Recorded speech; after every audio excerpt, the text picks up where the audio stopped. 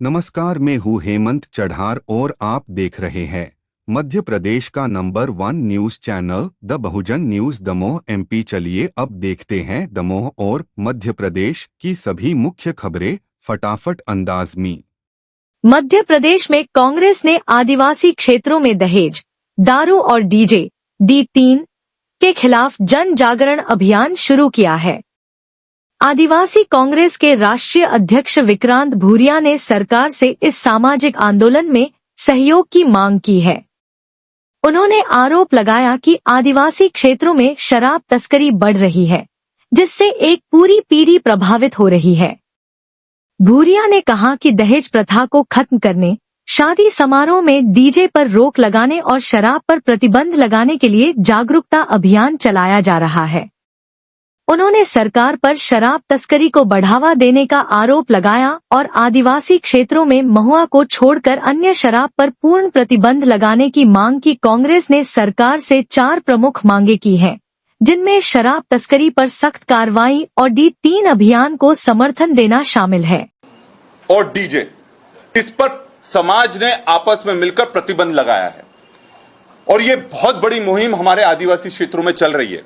मतलब दहेज, दारू और डीजे, इसका किसी भी तरह से हम लोग वहां चलने नहीं देंगे। ड्राइवर को केस में डालकर अंदर कर दिया जाता है, पर आज तक ठेकेदार कौन है और कौन मालिक था, किसकी ट्रक थी, ये किसी को नहीं पता लगता है, क्योंकि सरकार भी उस सिंडिकेट का हिस्सा है।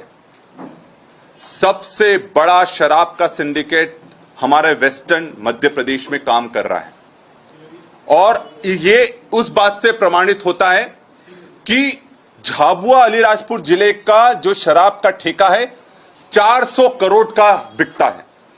आप समझ सकते हैं, 400 करोड़। ऐसा जिला जो गरीबी रेखा में झाबुआ अलीराजपुर को अंक तालिका में सबसे नीचे देखा जा रहा है, तो जो इतना गरीब जिला है वहां पर शराब की बिक्री इतनी कैसे हो रही है? जितनी वो बिक्री दिखा रहे हैं उतने में तो हर व्यक्ति 1-1 लाख की शराब पी जाए। तो क्या ये आदिवासियों को शराबी कहना चाहते हैं? तो ये कहां का न्याय है कि आदिवासियों को शराब के नाम पर बदनाम करो और बड़ा बड़ा सिंडिकेट जिसका हिस्सा खुद सरकार है वो पूरा फायदा उसका उठा ले। आपको मैं बता दूं कि ये धार्मिक स्थल पर जो शराबबंदी का ये नाटक चल रहा है, असली में ये मुनाफे का खेल है। गुजरात में क्या हो रहा है? पहले टैक्स आपको सरकार को देना पड़ता था, अब वर्तमान भाजपा सरकार को टैक्स जाता है, तो सरकार भी इससे शराब भी वहां सस्ती मिल रही है और शराब की बिक्री धड़ल्ले से चल रही है। मैं तो ये कहता हूं सरकार से कि आप तो मध्य प्रदेश में शराब बंद करें। आदिवासी क्षेत्रों में सिर्फ महुए की शराब के अलावा, क्योंकि वो पारंपरिक रूप से हमारे पूजा पाठ में उपयोग होता है, उसके अलावा सब शराब को बंद होना चाहिए आदिवासी क्षेत्रों में। और इससे हमारी पूरी पीढ़ियां खराब हो रही हैं। और इसका एक बहुत बड़ा उदाहरण मैं ये देना चाहता हूं कि हमारे आदिवासी क्षेत्रों में D3 नाम का एक कार्यक्रम चल रहा है, जो कि समाज की आवाज बनकर निकल रहा है, जिसमें D3 का मतलब दहेज, दारू और डीजे, इस पर समाज ने आपस में मिलकर प्रतिबंध लगाया है और यह बहुत बड़ी मुहिम हमारे आदिवासी क्षेत्रों में चल रही है। मतलब दहेज, दारू और डीजे, इसका किसी भी तरह से हम लोग वहां चलने नहीं देंगे। और इसका यह असर हुआ है कि जब से यह मुहिम शुरू हुई है, आपके एक्सीडेंट कम हो गए हैं। जो आपका व्यय आता था, वो गरीब परिवार है, अब कम से कम उनका थोड़ा पैसा बच रहा है। जो लोग मजदूरी, वैसे ही पैसा नहीं है, पलायन पर पूरी तरह से गुजरात पर निर्भर करते हैं, दूसरे राज्यों पर निर्भर करते हैं, धीरे धीरे वो कम हो रहा। तो अगर ये D3 का जो मुहिम है, जिसमें समाज आगे आया है और सभी दल साथ में अगर इसका समर्थन कर रहे हैं, तो इसका समर्थन सरकार को भी करना चाहिए। इंदौर में 2 कोरोना पॉजिटिव मामलों की पुष्टि ने शहर में हलचल पैदा कर दी है। इनमें से 74 वर्षीय महिला की गंभीर स्वास्थ्य समस्याओं के चलते मौत हो गई, जबकि एक अन्य युवक को आइसोलेट कर इलाज किया जा रहा है। उसकी स्थिति स्थिर बताई गई है। कलेक्टर ने जनता को आश्वस्त किया है कि यह घबराने की बात नहीं है। प्रशासन द्वारा कोविड रोकथाम की सभी गाइडलाइंस का पालन किया जा रहा है। स्वास्थ्य विभाग ने लोगों से सतर्क रहने और आवश्यक सावधानियां बरतने की अपील की है। नमस्कार, मैं डॉक्टर महक भंडारी हूँ। मैं managing director Shri Aurobindo medical college एवं श्री अरविंदो अस्पताल से हूँ।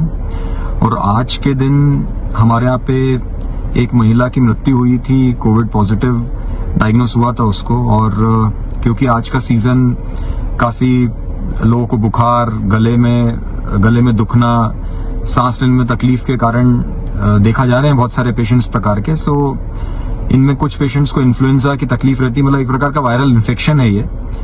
तो हम लोगों ने एक फ्लू पैनल डिजाइन करा है जिसमें हम लोग नॉर्मल वायरल की जांचों के अलावा हम लोग कोविड की भी जांच करते हैं। तो ये जो महिला थी ये 74 ईयर ओल्ड फीमेल थी जो कि काफी कुछ अस्पतालों में अपना इलाज करा रही थी। और फिर उसके बाद ये अरविंदो अस्पताल में आई और इसको मल्टीपल बीमारियां थी। इसकी किडनी भी शट डाउन हो गई थी, इसको चेस्ट का इन्फेक्शन तो था ही। और इसके बाद में हमने इसका फ्लू पैनल भेजा जिसमें कि वो कोविड पॉजिटिव पाई गई और उसके कारण से आज सुबह उसकी मृत्यु हो गई।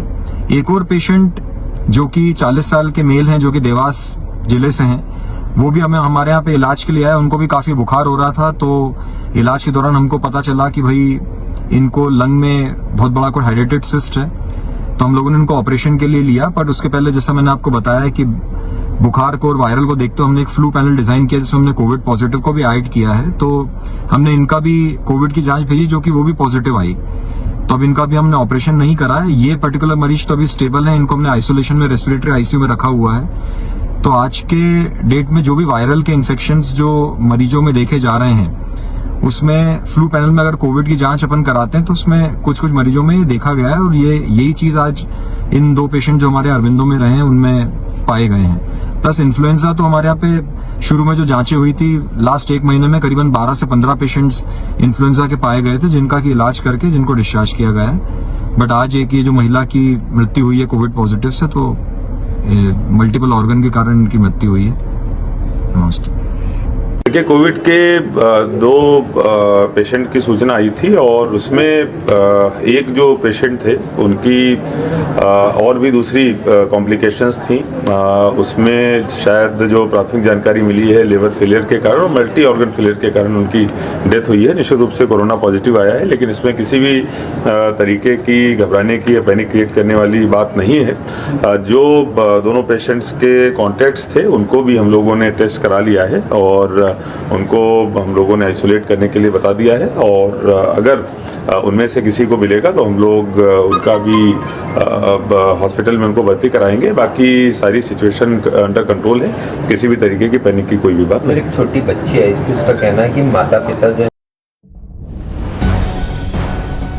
छतरपुर में जिला पंचायत जन सुनवाई के दौरान छात्रों ने हाथों में तख्तियां लेकर प्रदर्शन किया। उन्होंने स्कूल के पास स्थित शराब दुकान को हटाने की मांग की। छात्रों ने कहा कि शराब दुकान से स्कूल के माहौल पर नकारात्मक प्रभाव पड़ रहा है और इसे तुरंत हटाया जाना चाहिए। यह विरोध स्थानीय प्रशासन और समाज के लिए एक महत्वपूर्ण संदेश है जो युवाओं की सुरक्षा और शिक्षा के माहौल को प्राथमिकता देने की आवश्यकता को दर्शाता है। शराब की दुकान हटाने को लेकर छात्रों ने प्रशासन से लगाई गुहार। गंज स्कूल के पास शराब का ठेका होने से छात्रों को होती है परेशानी। असामाजिक तत्व करते हैं परेशान। हाथों में तख्ती लेकर छात्रों का प्रदर्शन। छात्र बोले शराबी मचाते हैं उत्पात। छात्र एवं स्कूल प्रबंधन व ग्रामीणों ने शराब की दुकान हटाने की रखी मांग। जिला पंचायत जनसुनवाई में ग्रामीणों के साथ पहुंचे छात्र। प्रताप सिंह मुंदेला। क्यों यहाँ पर आ जाना पड़ा, क्या परेशानी है? सर ठेका दारू है स्कूल के 100 मीटर दूर 300 मीटर दूर चाहिए और लड़कियों को छेड़ते हैं, कभी लड़कों को मारते हैं। मेरा बैग छुड़ाया, कई बार मारा, दारूखोरी करते हैं, दारू की बोतल फोड़ते हैं, बहुत कुछ करते हैं। क्या दुकान हटाना चाहते हैं आप लोग? बिल्कुल। आज क्या कहा है यहाँ आवेदन दिए हैं आप लोग? आज हमने किया है कि सर कलेक्टर साहब से बोला है कि दारू की कांच फोड़ते हैं, मारते हैं। कहाँ से आए आप लोग? गंज कदम महाराजनगर से। डिप्टी कलेक्टर विशा बांधवानी बोली जांच कराकर कार्रवाई होगी। ये आवेदन आज बच्चे और टीचर्स गंज जो राजनगर में आता है उससे आवेदन प्राप्त हुआ है कि स्कूल के नजदीक कोई शराब की दुकान है जिसकी वजह से लोगों को असुविधा हो रही है। तो ये अभी संज्ञान में आया है। मैंने तत्काल ही एक्साइज ऑफिसर को और एसडीएम को इन्फॉर्म कर दिया है और आवेदन के प्रति हम लिखित में भी प्रेषित कर रहे हैं। अगर नियम अनुसार वो जो निश्चित दूरी है वो नहीं है और अगर ऐसी कोई अनैतिक गतिविधि वहाँ हो रही है तो उस पर तत्काल कार्रवाई भी की जाएगी। मैम, विद्यार्थियों को जन सुनवाई आने की नौबत आ गई, अब पहले भी शिकायत दर्ज कराई गई? नहीं, पहले इससे मैंने उनसे पूछा, उन्होंने कहा कि इससे पहले उनके द्वारा कोई आवेदन नहीं दिया गया है यहाँ पर। ये पहली बार ही है जब उन्होंने कलेक्टर महोदय के आवेदन दिया है और इस पर तत्काल कार्रवाई होगी।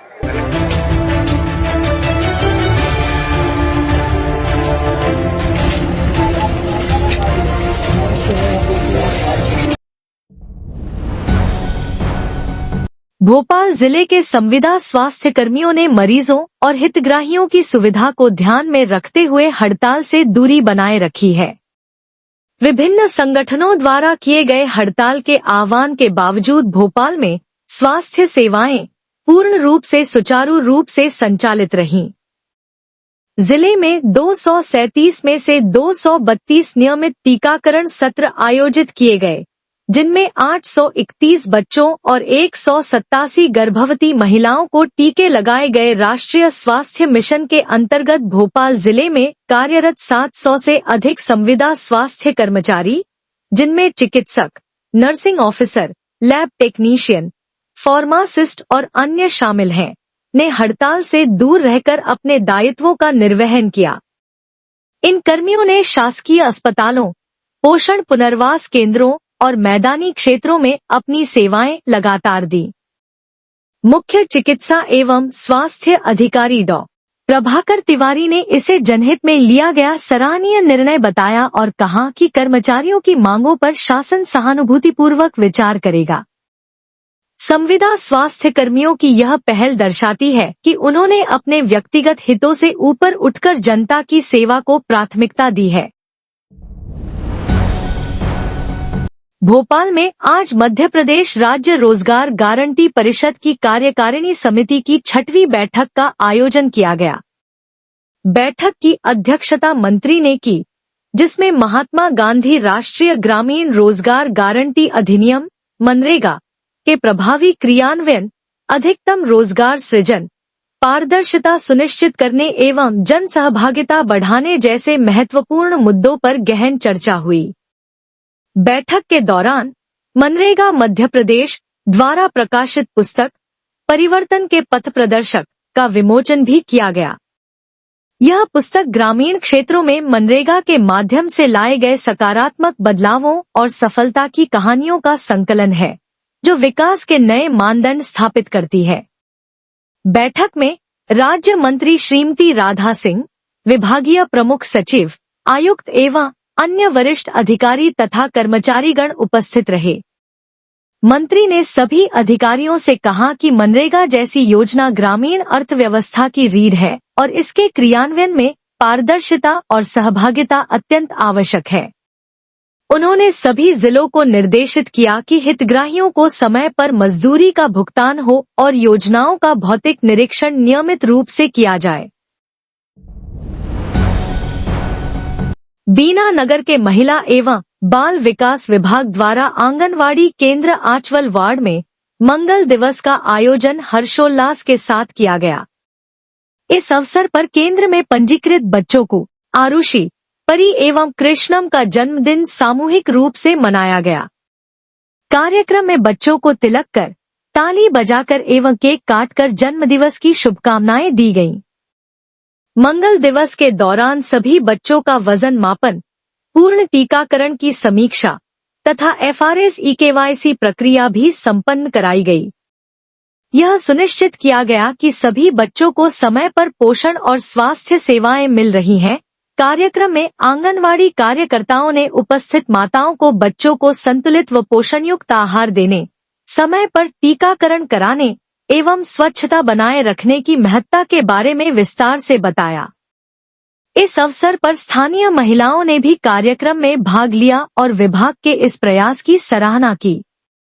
महिला बाल विकास विभाग द्वारा आयोजित यह पहल बच्चों के समग्र विकास की दिशा में एक सराहनीय कदम माना जा रहा है।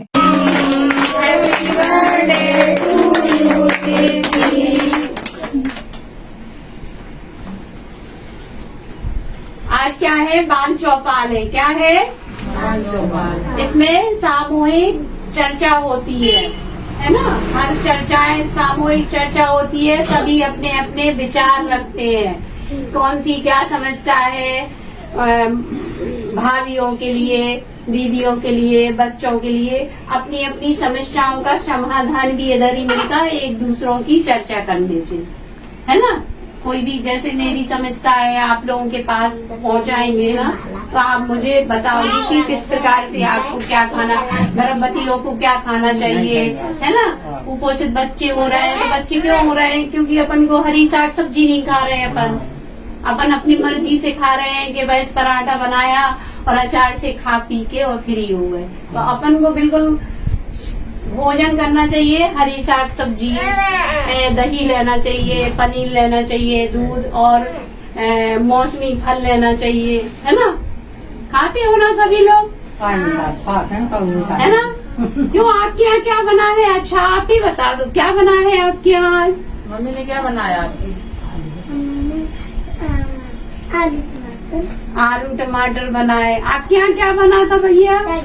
दाल चावल। देखो एक दूसरे है ना, तो फिर आपके यहाँ भी दाल चावल कल बनेगा क्योंकि भैया के यहाँ बना था, है ना?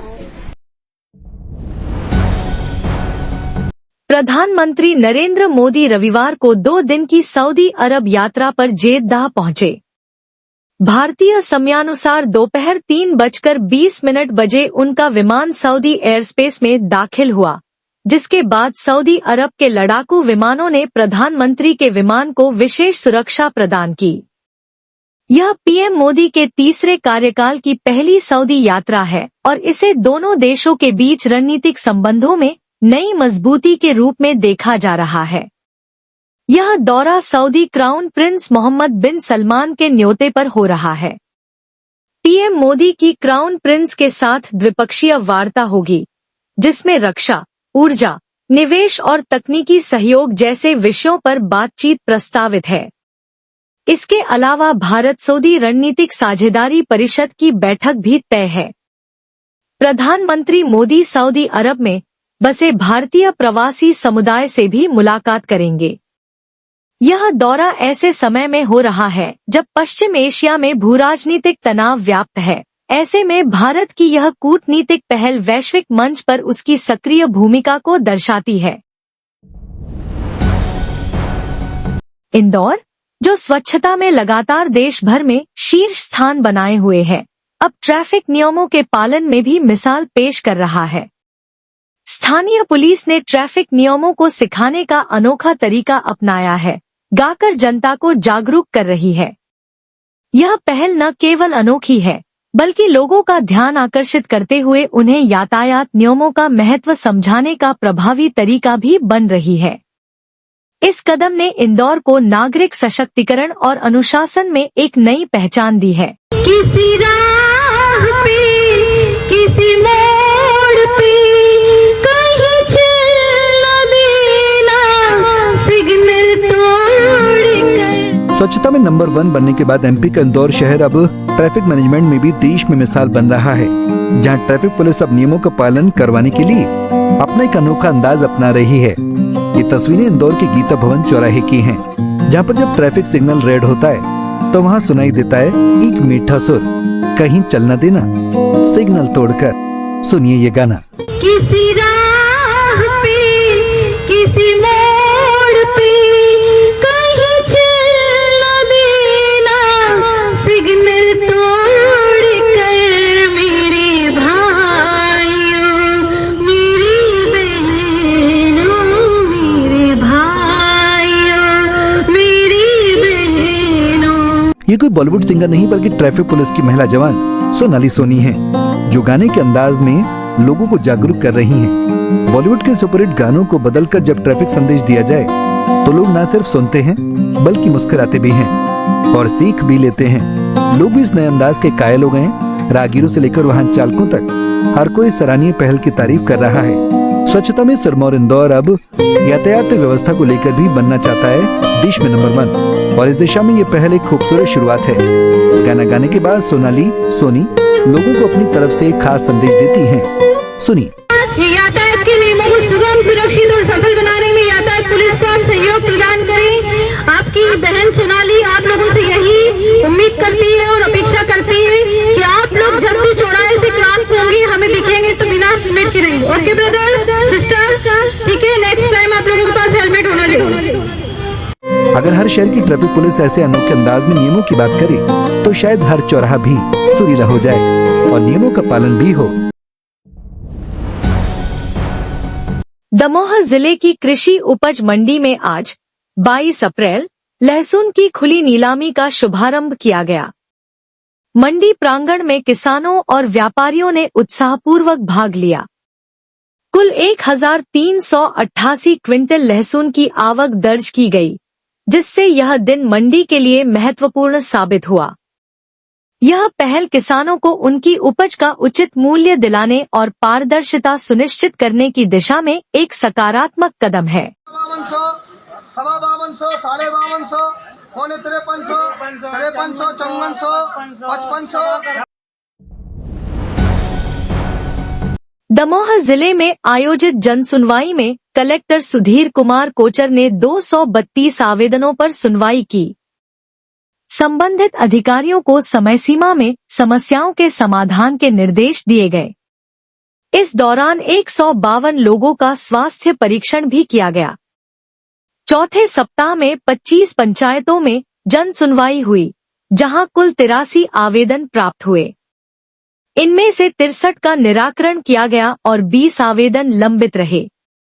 नरसिंहगढ़, बांसाकला, गैसाबाद और खड़ेरी सहित चिन्हित पंचायतों में स्थानीय स्तर पर समस्याओं को प्राथमिकता दी गई। Subscribe the Bahujan news and like this video.